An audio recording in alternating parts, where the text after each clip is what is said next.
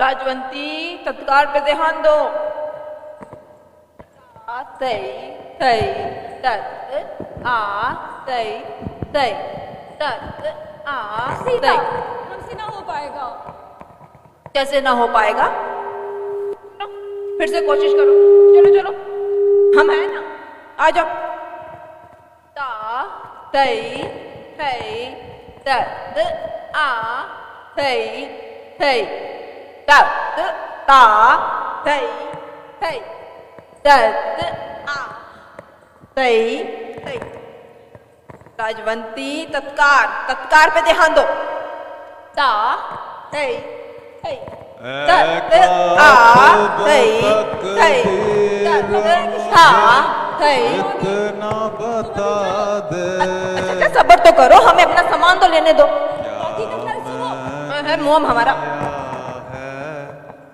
क्या मेरी खता है, औरों को खुशी, मुझको फकत दर्द रंजो गम है। कातिब तक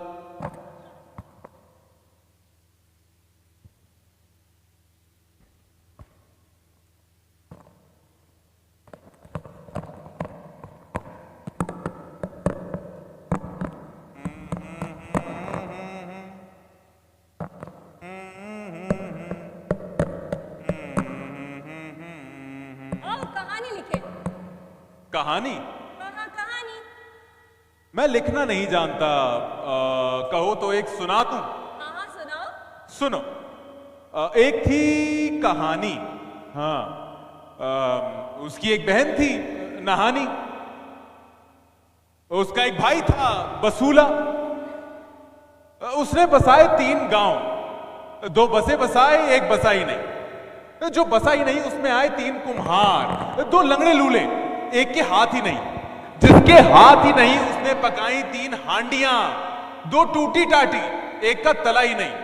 जिसका तला ही नहीं उसमें पकाए 3 चावल, 2 आठे ईठे, एक गला ही नहीं। जो गला ही नहीं उस पर उतरे 3 मेहमान, भाई 2 रूठे राठे, एक मना ही नहीं। और जो मना ही नहीं। बताओ भी इस बकवास को। अरे ये बकवास है क्या? जब जानू अगर तुम बता दो कि उस मेहमान का क्या हुआ जो मना ही नहीं। ये भी कोई बड़ी बात है? बात तो बड़ी नहीं लाजवंती, मगर तुम ना बता सकोगी। कोशिश करो। 2 रूठे राठे, एक मना ही नहीं। जो मना ही नहीं उसको निकाल फिर किया। भाई वो क्यों? जब तुम नहीं माना करती तो मैं यही किया करती हूँ। ठीक है, पर वो मेहमान है, मैं नहीं हूं। हर शख्स मेरी तरह कमजोर दिल कैसे हो सकता है? तुमने सोचे समझे बगैर उसे घर से बाहर निकाल दिया। वाह भाई वाह। मैं तो यही करती। तुम ऐसा हरगिज ना करती। मैं जरूर करती। तुम ऐसा कभी ना करती। मैं कहती हूँ मैं ऐसा जरूर करती। अरे फिर वही बात मैं कह जो रहा हूं कि तुम ऐसा कभी ना करती। देखो जी, ये बात बढ़ जाएगी। तुम्हें मालूम है कि मैं अपने हट की बहुत पक्की हूँ। 1 इंच भी इधर ना हटूंगी। तुम्हारा रूठा हुआ मेहमान घर से जरूर बाहर निकाला जाएगा। तुम उसे घर से बाहर नहीं निकाल सकती हो। क्या कहा? मैंने क्या कहा था? ये कहा था कि मैं उसे घर से बाहर नहीं निकाल सकती। हाँ तो ठीक तो कहा था। तुम ऐसा कैसे कर सकती हो? कैसे कर सकती हूँ? तो तुम्हें घर से बाहर निकाल कर बताऊं कि कैसे कर सकती हूँ? गोया आज तक मैंने तुम्हें घर से बाहर निकाला ही ना हो। चलो अभी निकलो यहाँ से। लाजवंती जरा शांति से काम लो। बात हम उस रूठे हुए मेहमान की कर रहे हैं और घर से बाहर तुम मुझे कर रही हो। मैं जो कहूंगी तुम्हें मानना होगा। पर ऐसा कैसे हो सकता है? कहानी में ऐसा नहीं लिखा है। कहानी में क्या लिखा है? यही लिखा होना चाहिए कि उसे घर से निकाल बाहर किया। तुम मानती नहीं, मगर मैं कहता हूँ कि तुम बहुत सख्त दिल हो। भाई वहां तो कुछ और ही लिखा है। मैं किसी के लिखे हुए को नहीं मानूंगी। पर तुम सुन तो लो। 2 रूठे राठे, एक मना ही नहीं।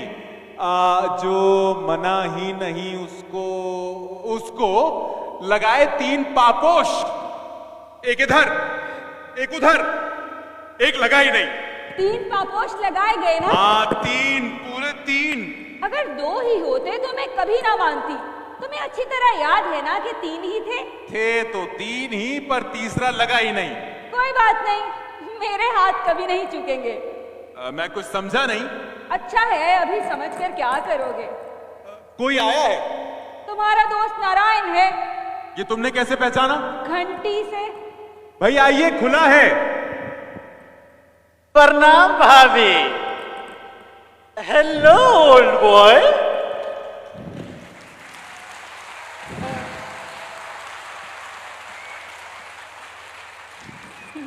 क्या किस्सा है भाई, ऐसी रोनी सूरत क्यों बनाए बैठे हो? भाई मैं जरा कुछ सोच रहा था। आप सोच रहे थे? क्या ये कुछ सोच भी सकते हैं? मैं ये सोच रहा था कि आज इन्होंने घंटी की आवाज से पहचान लिया है कि तुम आ रहे हो, तो कल मेरी आवाज से पहचान लेगी कि मैं डॉक्टर के पास जाने का बहाना करके तुम्हारे पास पत्ते खेलने आ रहा हूं। जिंदगी यूं बसर ना हो सकेगी नारायण, ये शर्लॉक होम्स बनती जा रही है दिन ब दिन। ओ माँ, ये शर्लॉक होम्स भी एक ही काइया था। हाँ?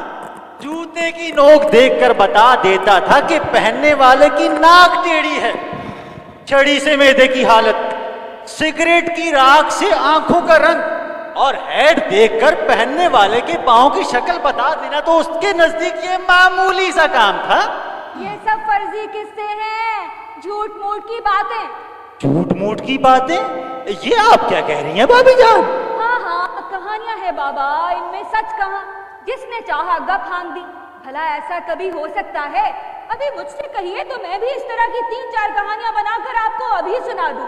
तो ये सब कहानियां होती हैं? बिल्कुल, फर्जी किस्से, जिन्हें मैं भी लिख सकता हूँ।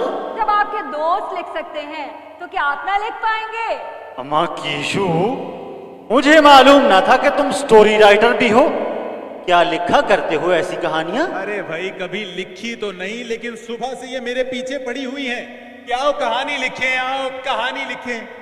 हाँ तो आओ कहानी लिखें। आओ कहानी लिखें। तीनों मिलकर एक कहानी लिखें। बहुत अच्छा ख्याल है भाई, एक कहानी के 3 राइटर, लेकिन शुरू कौन करे? जो बोले वही कुंडा खोले। तो लो मैं शुरू करता हूं।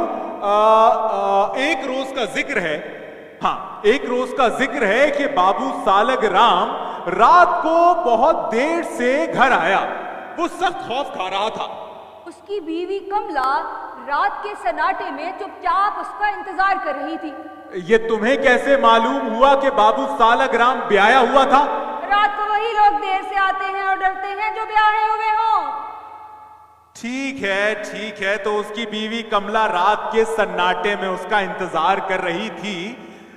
बाबू सालग राम ये सोच रहा था कि अगर उसकी बीवी को पता चल गया कि वो रात के 12:30 बजे तक ब्रिज खेलता रहा है और महीने की आधी तनख्वाह हार चुका है तो आफत आ जाएगी। ये तुमने अपने पास से गढ़ लिया है कि वो ब्रिज खेल रहा था। हालांकि मैं चाहता हूं नारायण, वो रात को एक नाच देखकर घर आए। अरे वाह, नाच, ये तो और भी अच्छा है। हाँ। तो बताइए मिस्टर नारायण, हम कहाँ तक पहुंचे थे? हाँ तो मैंने लिखा है कि एक रोज का जिक्र है कि बाबू सालग राम रात बहुत देर से घर लौटा। वो सख्त खौफ खा रहा था। उसकी बीवी कमला रात के सन्नाटे में चुपचाप उसका इंतजार कर रही थी। बाबू सालग राम सोच रहा था कि ये सोच रहा था कि वो औरत जिसका नाच वो क्लब घर में देखकर आया है इतनी हसीन थी। हाँ। चांद सा मुखड़ा, गोरी गोरी रंगत, काली नागनों के से बाल। जब वो नाचती थी तो उसके सफेद टखनों में बंधे घुंघरुओं की झुनझुनाहट किस तरह उसके दिल की धड़कनों में घुल मिल जाती थी।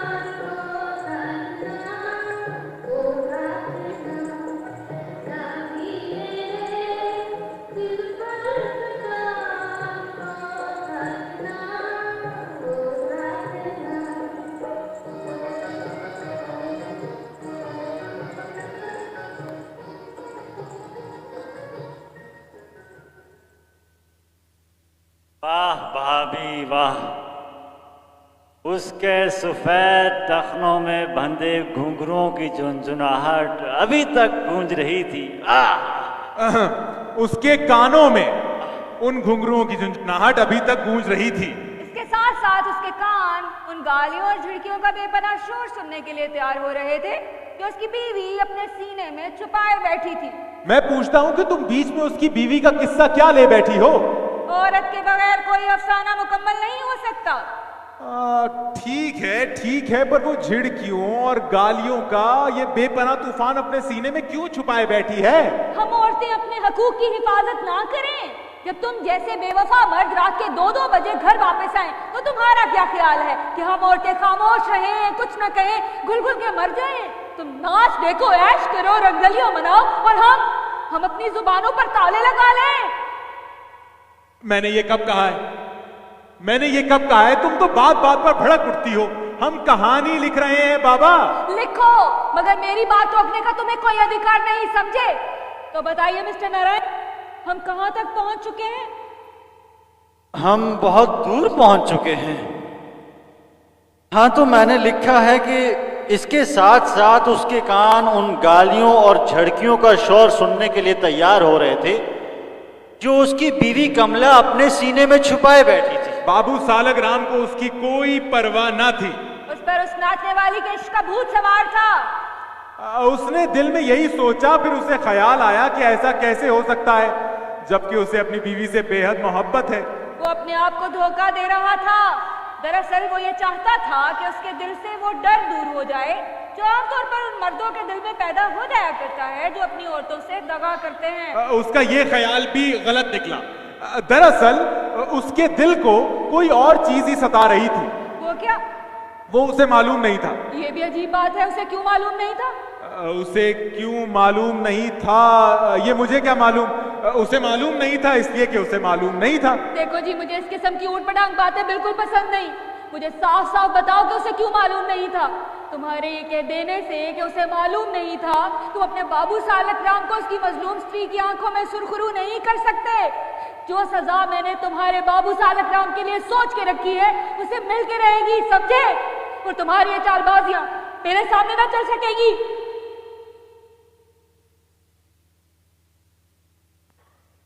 देखा नारायण, मैं तुमसे झूठ नहीं कहा करता। ये औरत बारूद की बनी है, बारूद की। आतिशबाजी का चक्कर है। अब तुम ही बताओ, ऐसे हालात में अफसाना कैसे मुकम्मल किया जा सकता है? भाई, मुझे तुमसे पूरी हमदर्दी है। और मुझसे? आपके मुतालिक मैं सिर्फ इतना कहूंगा कि आप जो कहती हैं बिल्कुल सही है। मैं आपका शुक्रिया अदा करती हूँ। मगर फैसला क्या हुआ? फैसला क्या होना है, किसी तौर इस कहानी को मुकम्मल किया जाए। बेहतर। तो हम क्या कह रहे थे? हाँ, दरअसल उसके दिल को कोई और चीज सता रही थी। क्या ये उसे मालूम ना था? इसी अधेड़ बुन में वो मकान के करीब पहुंच गया। अरे इतनी जल्दी? तुम बीच में ना बोलो जी। तो लिखिए मिस्टर नारायण, इसी अधेड़ बुन में वो मकान के करीब पहुंच गया। उसकी बीवी कमला नहायत बेचैनी से कमरे में उसका इंतजार कर रही थी। बाबू दरवाजे में दाखिल हुआ। एकाएक ही उसे कोई ख्याल आया और वो बाहर निकलकर सड़क पर टहलने लगा। देखिए मिस्टर नारायण, आपके दोस्त उस इख्तियार से नाजायज फायदा उठा रहे हैं जो मैंने ही इनके हाथों में दे रखा है। इख्तियार? झूठ न बोलो लाज। मुझे आज तक तुमने कोई इख्तियार दिया भी है? मैं आज तक इस घर में नौकरों से बदतर जिंदगी बसर कर रहा हूं। मुझे कौन सा इख्तियार दे रखा है तुमने? परमात्मा के लिए झूठ ना बोलो। मेरी जूती को क्या गर्ज पड़ी है तुमसे झूठ बोलने की? अरे अव्वल दर्जे के झूठे तो तुम हो। हाँ? अभी परसों की बात है जब दोस्तों के साथ विस्की उड़ाकर रात को देर से घर वापस आए थे और मैंने पूछा था कि तुम्हारे मुंह से तेज तेज बू कैसी आ रही है, तो तुमने क्या जवाब दिया था? मुझे क्या मालूम लाजवंती, मैं होश में थोड़ी था। भाभी जान, मैं कुछ अर्ज करूं? फरमाइए। अभी अभी आपके पति ने जो फरमाया वो 16 आने सच है। भाई कीशु, मैं तुम्हारी हिम्मत की दाद देता हूं। मुझसे तो इतना बड़ा सच कभी ना बोला जाता। छोड़िए ना भाभी इन बातों को, हमें कहानी भी तो मुकम्मल करना है। अच्छा, क्या लिखवाया था इन्होंने? हाँ, एकाएक ही उसे कोई ख्याल आया और वो बाहर सड़क पर निकलकर टहलने लगा। या सड़क कोई बाग था। खैर लिखिए, कुछ देर टहलने के बाद बाबू सालक राम के कदम अपने आप मकान की तरफ बढ़ने लगे। अभी वो अच्छी तरह से कुछ सोचने भी ना पाया था कि सीढ़ियां तय करके मकान में दाखिल हुआ।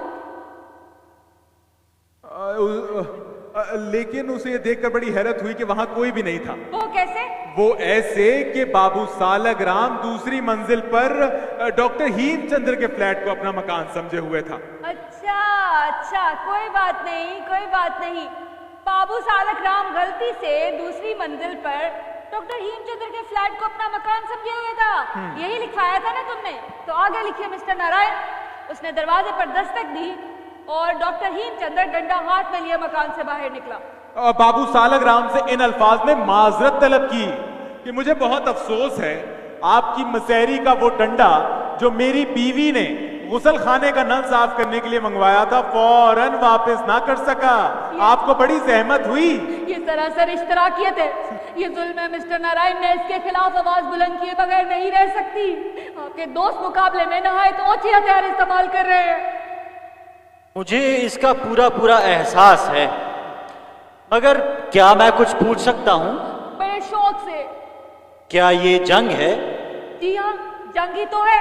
तो माफ कीजिएगा, मोहब्बत और जंग में तो हर चीज रवा होती है। आपको भी तो हर किस्म का इख्तियार हासिल है ना?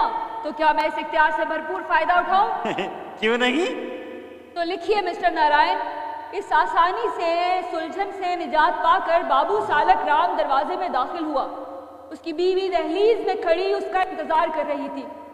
अपने पति को डंडा हाथ में लिए आता देखकर उसे जो चीज सबसे पहले नजर आई उसने वो उठा ली और आने वाले हादसे के लिए तैयार होकर दरवाजे में खड़ी हो गई। अब बचाओ अपने आप को। अरे भाई किसी हिल, अरे भाई परे करो इस हाथ को, परे करो भाई। भाई देखो, अगर मेरे हाथ में डंडा होता तो बात और थी। अब मैं तो निहत्था हूँ। तुम ज्यादा बातें ना बनाओ जी, अपने बाबू सालक राम को बचाने की। अरे भाई परे करो इस हाथ को, लाजबंदी। मुझे बड़ी वहशत होती है तुम्हारा उठा हुआ हाथ देखकर। परे करो। अब धरी रह गई ना सारी की सारी चालाकी। अब बचाओ इस मर्दुए सालक राम को। भाई किसी हीले से मुझे और बाबू सालक राम को बचाओ।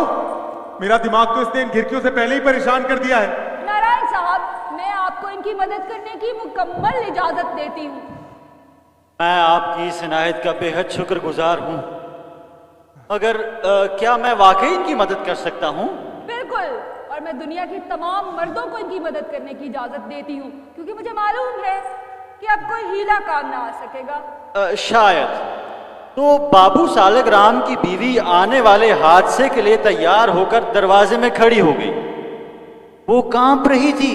कांप रही थी गुस्से से? जी नहीं, वो कांप रही थी क्योंकि उसका पति डंडा हाथ में लिए मजबूत कदमों से उसकी तरफ बढ़ रहा था। कमला दौड़कर आगे बढ़ी और अपने पति के कदमों में गिर गई।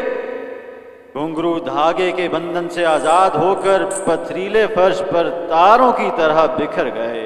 कमला, मुझे माफ कर दो नाथ, मुझे माफ कर दो। मैंने जो भी किया सिर्फ तुम्हारी खातिर था, सिर्फ तुम्हारी खातिर। मेरी खातिर? हाँ, सिर्फ तुम्हारी खातिर। अगर तुम्हारे सर पर 3000 रुपए का कर्ज ना होता तो मैं ऐसा कभी ना करती। मुझे माफ कर दो। कमला, तुम ये क्या कह रही हो? आज रात यूनाइटेड क्लब में तुम्हारी इजाजत के बगैर नाच कराई। उसके एवज 3000 रुपए मिले हैं, जिससे तुम्हारा कर्ज अदा हो सकता है। आज यूनाइटेड क्लब में राधा के लिबास पर स्टेज पर तुम नाच रही थी, मैं भी तो वहीं पर था। कमला, सालक राम, कमला, सालक राम, कमला, सालक राम। फिर क्या हुआ? होना क्या था, वो दोनों खुशी खुशी जाकर अपने कमरे में सो गए और सारी रात उन दोनों के कानों में घुंघरों की झुनझुनाहट सुनाई देती रही। अच्छा भाभी, प्रणाम, मैं चलता हूँ।